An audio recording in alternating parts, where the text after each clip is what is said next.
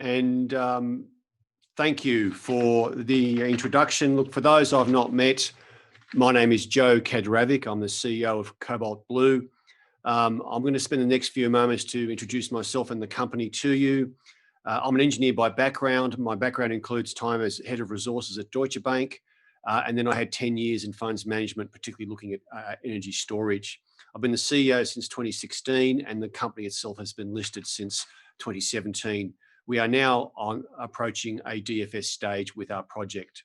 Let me introduce the project to you. We are targeting to build the largest greenfield source of cobalt in the world, ex-Africa, with a projected mine life of some 20 years and producing 3,500 tonne of cobalt in a high value intermediate such as an MHP or a cobalt sulfate, effectively a battery-ready precursor product. We are targeting a cash cost of $10 US per pound, which will put us somewhere in the top 15 or so % of all of the cobalt industry in the world. At the same token, we'll be doing that with a capital intensity, US dollar per cobalt tonnes produced, of around 1/4 to 1/3 of our peer group. So it's a very large, low-cost form of cobalt.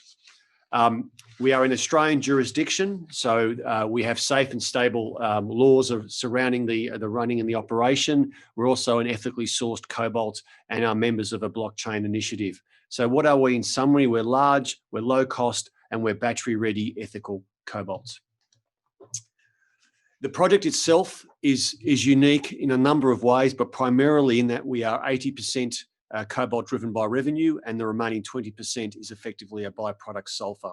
We have existing commercial partnerships with LG International, who are a shareholder, and we are one of the only cobalt juniors in the world which have had an active position taken by a major battery maker, or cobalt trader. We're also in active partnership with Mitsubishi on the sulfur side, looking to take offtake longer term. Our aim is to make an MHP product, a 37% cobalt product, which is a premium grade, and 70% of the world's cobalt is sold in that form. So that's a very liquid market. Our aim is also to make a cobalt sulfate, which is a precursor-ready product at a 20.5% cobalt level. That's also a very strong products spec for us. We're also part of the FBI, which is the Future Battery Industries Cooperative Research Centre, which is effectively an Australian government initiative to get battery makers of raw materials together and form a partnership to make precursors in Australia. Looking forward, as the timeline shows, we'll soon be issuing a project update, an ore reserve or PFS update, which will sharpen the numbers I've already spoken about. We're kicking off a global cobalt sample program. Effectively, that'll be kicked off later in the year with a pilot plant. We'll be delivering 100 to 200 kilograms of MHP or sulfate. Beyond that, a demonstration plant scale, a 24/7 scale or operation, producing a 2 to 3 tonne of cobalt in sulfate or MHP. That sample will be delivered to global battery makers, of which we have 10 already in the program, for pre-qualification and pre-acceptance testing. So it's our vision, effectively, that we want to pre-qualify as a battery raw material supplier, even whilst we're going through the final stages of feasibility. And that's exciting because nobody else in the world of cobalt has proven up their project to that level. And it's that those stepping stones that we believe will get us commercial partner and commercial attraction.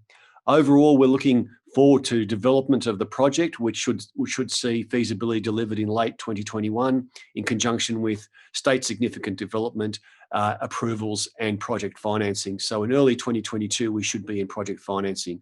And again, this will be a large, low-cost, ethical source of battery-ready cobalt. That's all I have today. Please feel free to contact me in the booth at any time, and I look forward to speaking with you. Thank you.